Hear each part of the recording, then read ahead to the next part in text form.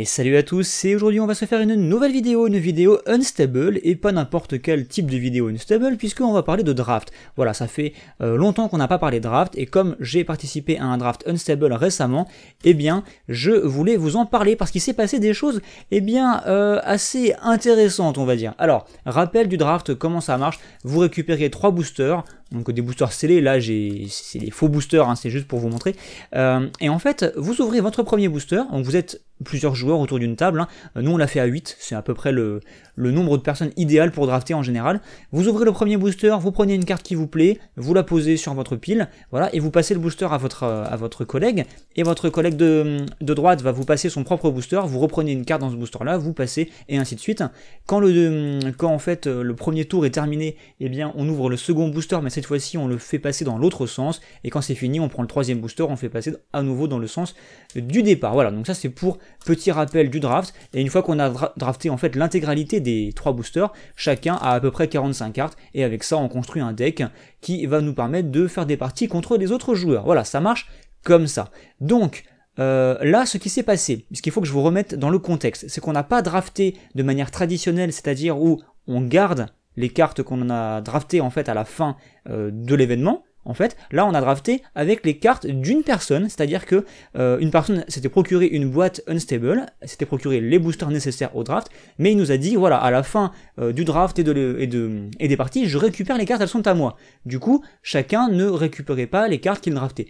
Et ça a quand même une importance, puisqu'en fait, quand on draft, en fait, en gardant les cartes qu'on draft, quand on voit une grosse carte qui passe, même si elle n'est pas forcément intéressante là, tout de suite, pour cette partie-là, on va se dire « Ah, c'est quand même une carte qui me plaît, ou une carte qui a un peu de valeur, je vais la drafter quand même si je ne la joue pas durant cette partie. » Et du coup, on est un peu désavantagé pour le draft en tant que tel. Mais là, c'était différent, vu que les cartes, on les gardait pas de toute façon, eh bien, quand il y a une grosse carte qui est tombée, bah, c'est bien, on était content pour la personne à qui appartenaient les cartes, mais en fin de compte, ça ne nous intéressait pas pour jouer. Du coup, bah, il y a des grosses cartes qui n'étaient pas forcément dans les bonnes couleurs des joueurs, qui ont circulé, en fait, qui sont passées de main en main, et c'était assez intéressant. Et bah en fait moi j'ai joué là-dessus pour construire mon deck, et c'est pour ça que je voulais vous en parler. Alors déjà petite anecdote, voilà, chacun a son petit booster, et moi qu'est-ce qui se passe? Premier booster que j'ouvre, sur quoi je tombe? Eh bien oui, une forêt foil, donc une superbe forêt textless, mais en foil, vous savez, c'est ces terrains extrêmement rares qu'on trouve tous les 3 ou 6 boîtes en fait, enfin des trucs ultra rares quoi, et j'étais un peu déçu de ne pas en avoir pioché dans ma propre boîte en fait, et là, premier booster, je tombe là-dessus. Alors déjà, il fallait bien entendu que ça tombe sur moi, et il fallait que ça tombe sur le tout premier booster que je joue, forcément, pour bien me dégoûter en début de draft, donc c'était super. Et en fait, ça ne s'arrête pas là, je vais vous dire pourquoi, et bien tout de suite. Voilà, je pense que vous commencez à comprendre qu'est-ce qui s'est passé. On a Urza qui est tombé en fait, et en fait c'était un peu particulier puisqu'il est tombé en 3e booster. Donc en 3e booster, en général, les joueurs ont déjà défini les couleurs qu'ils allaient jouer dans leur deck en fait, puisqu'on va commencer à drafter, peut-être, admettons on commence à drafter du blanc au premier booster, on ajoute un peu de bleu au deuxième, et on arrive au 3e booster, bah c'est un peu tard pour se dire je vais partir sur du 5 couleurs. Surtout que du 5 couleurs en draft, même en limité en général, c'est assez risqué, assez compliqué. Et voilà, alors pourquoi j'ai récupéré Urza? Eh bien, en fait je vais vous dire pourquoi. Voilà, déjà, voilà. Il y a un deuxième Urza qui est tombé, et il est foil. Alors je vous raconte pas le délire que c'était. Le 3e booster, il y a quelqu'un qui fait « Oh là là, je suis tombé sur Urza !» Alors Urza déjà, qui est une carte qui est pas forcément facile à récupérer dans cette extension. En fait, moi-même je ne l'ai pas pioché quand je vous ai fait la petite ouverture du display complet. Et là, en même temps, sur un 2e booster, il y a Urza foil qui tombe. Je vous rappelle, hein, c'est la même boîte où il y avait la forêt textless foil. Voilà. Donc déjà, je vous raconte pas le sel.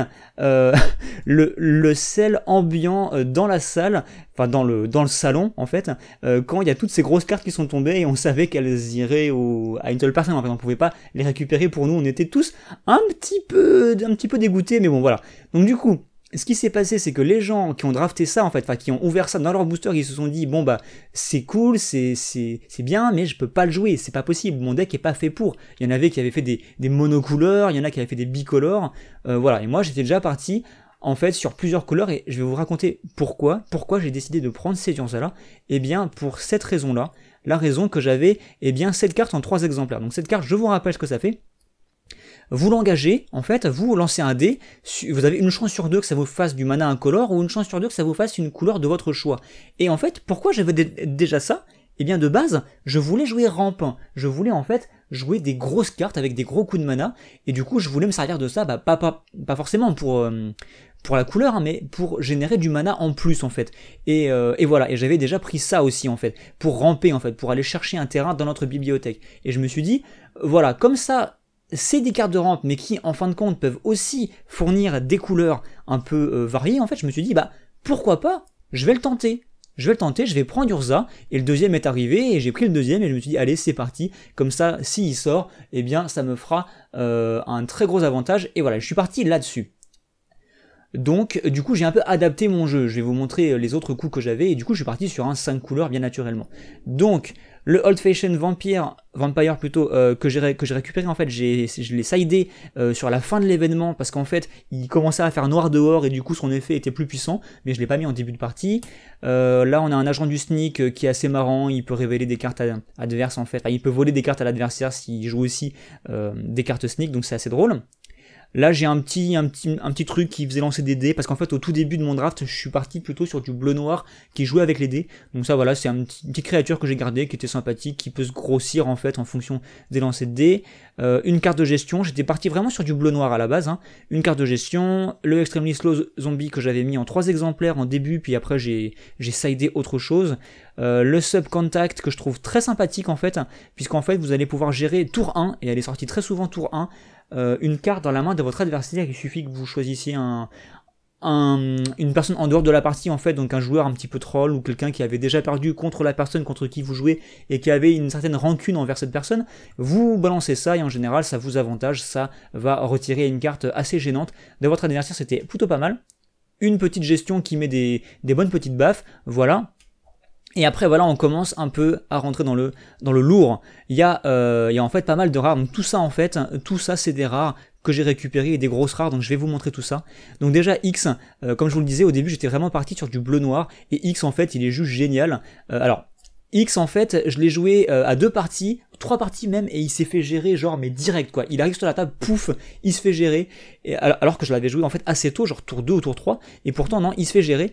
Voilà, mais il y a une des parties où il s'est pas fait gérer, et j'ai réussi à le mettre dans la main de mon adversaire, et en gros cette partie c'était juste du n'importe quoi, puisque j'ai réussi en fin de compte à jouer toutes les cartes de la main de mon adversaire sans qu'il ne puisse rien faire. Alors petite précision quand même, surtout faites attention avec X si vous le jouez, ne le jouez pas trop tôt dans la partie, genre tour 2 ou tour 3, si votre adversaire n'a pas encore joué de carte, s'il n'a fait que poser des terrains. Puisqu'en fait, vous rajoutez une carte dans la main de votre adversaire avec X, et il va avoir 7 cartes en main, donc il lui suffit en fait de piocher une carte, et de dire bah non ce tour-ci je ne fais rien, il aura 8 cartes en main, il va devoir se défausser d'une carte, et du coup techniquement il peut se défausser de X, et du coup bah, votre plan tombe un peu à l'eau, donc faites attention à ça. Donc mon adversaire en l'occurrence n'avait pas fait attention à ça, mais j'ai eu peur qu'il me la défausse en fait de cette manière là. En tout cas X, carte vraiment très sympathique. Donc là une bonne grosse carte en plus, voilà, rouge, donc je suis parti sur du rouge, donc j'étais content d'avoir mes petits artefacts que vous voyez là qui me mettent un peu des couleurs différentes, puisque j'ai une carte rouge. Donc là je suis parti sur les 3 couleurs très clairement. À ce moment là j'avais déjà le bleu, le noir, je suis parti sur du rouge en plus, donc une carte qui est sympathique, qui nous met plein de jetons, voilà, donc rien de spécial. Je suis tombé là-dessus en fait, et je ne jouais absolument pas avec l'augmentation, mais je l'ai pioché assez tôt en fait, et comme je jouais ramp, je me suis dit de toute façon comme ça j'ai pas de problème de couleur, ça peut me servir. Et effectivement je l'ai joué une fois et ça a cassé un truc en face, donc pourquoi pas, c'était plutôt sympathique, et ça vous fait une 4-4 vol, donc c'est pas dégueu. Je suis tombé sur ça aussi en début de partie, donc je suis d'abord tombé sur la foil il me semble, ça c'était dans mon booster, et après plus tard je suis retombé sur une deuxième et j'ai fait bon bah ok c'est cool. Donc c'est une carte, pareil une grosse carte mais qui peut devenir assez grosse, donc ça peut vraiment être sympathique, et comme je jouais bleu et ramp, et bah c'était tout à fait indiqué, et je suis déjà tombé sur une fois où je l'ai posé, et c'était quand même une 8-8 ou une 9-9, ça fait quand même des choses, donc c'est plutôt intéressant. Je suis tombé sur ça puisque je jouais quelques cartes avec le sneak, hein, j'étais vraiment parti sur du bleu noir à la base, donc je me suis dit bah voilà c'est un terrain qui est intéressant de drafter, puis quand je suis parti sur du 5 couleurs c'était beaucoup moins intéressant. Je ne peux pas jouer Urza en fait avec cette carte là, donc c'est un peu dommage. Et comme je vous le disais, j'étais parti au tout début sur des lancers de dés, mais aussi j'ai drafté en fait quelques contraptions, mais très peu en fait. Je voulais vraiment partir sur les contraptions au début parce que je voyais qu'elles restaient beaucoup dans les boosters et que les gens ne les draftaient pas. Et je me suis dit, bah voilà, vu que les gens ne les draftent pas, il y a peu de gens qui jouent avec ça, donc je vais jouer un peu avec ça. Donc pour vous dire, en fait, je suis parti sur tout et n'importe quoi au début, sur les lancers de dés, sur les contraptions, puis sur le rang, puis sur le 5 couleurs, donc c'était un peu n'importe quoi, mais en fin de compte le deck est assez équilibré. Donc en termes de contraptions, j'ai ça, j'ai deux petites, un contact mortel, c'est très bien, un contact mortel en limité, et qui peut m'assembler une contraption, et puis j'ai ça aussi, c'est une gestion qui peut casser un truc en face et nous assembler une contraption. Et voici les trois contraptions que j'ai draftées, donc celle-ci qui va faire, en fait à chaque fois qu'elle est activée, elle va infliger elle va faire baisser la force et l'endurance d'une créature adverse en fait, et donc potentiellement la tuer en fonction du nombre de cartes qui sont dans le cimetière de ce joueur, voilà tout simplement. Voilà, nombre de cartes de créatures qui sont dans le cimetière du joueur en question, donc voilà, celle-ci est tombée assez souvent. Après j'ai une carte qui me mettait des petits jetons, voilà, mais celle-ci elle est jamais tombée bizarrement, et celle-ci qui à chaque fois qu'elle s'active met -1/-1 à toutes les bêtes adverses, c'est juste tellement fort. Très franchement, c'est vraiment très fort, sachant qu'il y avait beaucoup de petites 1-1 qui traînaient, donc c'était assez fort. Au niveau des terrains, eh bien écoutez, c'est assez simple, j'ai une grosse base de noir, j'ai beaucoup de cartes noires, j'ai une base correcte de bleu, donc j'ai pas mal de bleu, j'ai un peu moins de rouge, mais quand même, hein, j'ai quand même une gestion, j'ai une grosse carte qui coûte 6, après j'ai mis quelques forêts pour activer, enfin 2 forêts pour activer mes 2 cartes vertes, quoi, puis une plaine, surtout, si jamais je pioche en fait la carte qui me permet d'aller chercher un terrain de base dans ma bibliothèque, qui est celle-ci où en fait j'ai mis une plaine au cas où. Et vous remarquerez que sur chacun de mes terrains, il y a un arbre dessiné. J'ai bien fait attention, de manière à pouvoir aller tutoriser tous ces terrains-là. Donc là on voit par exemple des petits arbres ici, là on voit un arbre ici, les forêts bien sûr il y a des arbres, et là il y a des arbres sur tous les plans, voilà. Donc en fait je ne l'ai pas forcément fait au début, mais j'ai sidé en fait entre plusieurs parties pour aller mettre des arbres, puis je me suis rendu compte que j'avais pas forcément les arbres qui allaient bien, tout simplement. Alors voilà, alors maintenant on va parler un petit peu de ce qui s'est passé au niveau des parties, et on va parler d'Urza. Donc Urza en fait il est tombé à plusieurs parties, donc il y a une partie en fait où il est tombé et en fait il s'est fait gérer sans avoir eu le temps de faire grand chose, mais il y a une partie où il est tombé et là c'était juste magique. Alors si vous ne connaissez pas Urza, en fait ça marche avec cette application là. Quand vous voulez activer admettons son +1, vous allez sur askurza.com, vous cliquez sur +1 en fait ici, tac. Alors si j'arrive à cliquer c'est mieux, voilà, et ça vous donne une capacité. Donc là par exemple, le joueur ciblé exile une carte de sa main tout simplement, et ça vous fait une capacité aléatoire, et ça peut vous avantager ou non, mais en général c'est plutôt des bonnes capacités. C'est des capacités qui sont issues en fait de Planeswalker déjà existants, il n'y a rien d'original hein, avec Urza, mais voilà, ça fait des choses intéressantes. Et donc voilà, j'ai posé Urza et j'ai réussi une fois à activer son ultimate. Donc son ultimate c'est -6 hein, et ça fait des choses vraiment dévastateurs. Là par exemple, vous contrôlez le joueur ciblé durant son prochain tour, donc ça peut vraiment faire des choses super violentes.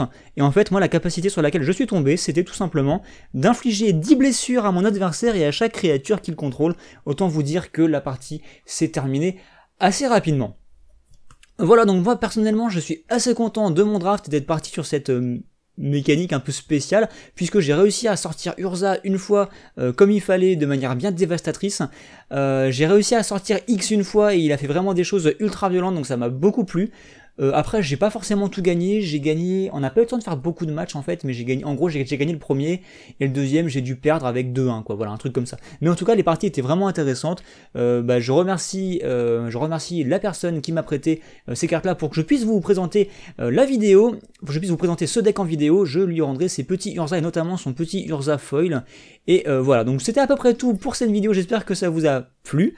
Je voulais vraiment vous montrer ça parce que c'était vraiment épique au niveau des pioches, quoi. 2 Urza dont un foil, la forêt foil en tout début de partie, enfin voilà, bref, c'était vraiment une après-midi vraiment exceptionnelle et je voulais tout simplement vous faire partager, enfin je voulais partager ça avec vous tout simplement. Voilà, j'espère que ça vous a plu encore une fois, n'hésitez pas, comme d'habitude, on s'abonne, on like, on met des commentaires. Si vous avez vous-même expérimenté des drafts ou même des parties limitées ou je ne sais quoi en Unstable, et ben n'hésitez pas à partager, c'est toujours intéressant de partager tout ça. Et voilà, donc moi je vous dis à très bientôt sur Booster à la chaîne et on se retrouve très bientôt pour de nouvelles vidéos. Allez, à plus.